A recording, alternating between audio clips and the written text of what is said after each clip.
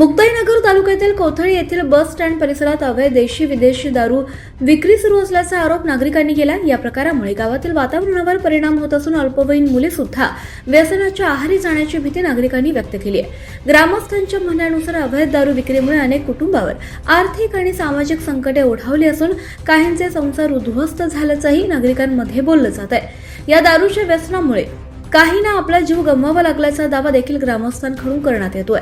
कोथळी हे गाव केंद्रीय मंत्र्यांचं मूळ गाव असल्याने येथे खुल्या अवैध दारू विक्री कशी सुरू आहे असा सवाल सुद्धा काही ग्रामस्थांनी उपस्थित केलाय।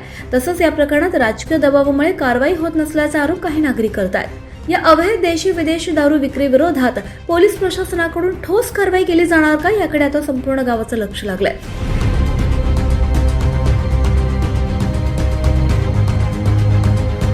24 लाईव्ह महाराष्ट्र न्यूज साठी पंकज तायडे, मुक्ताईनगर।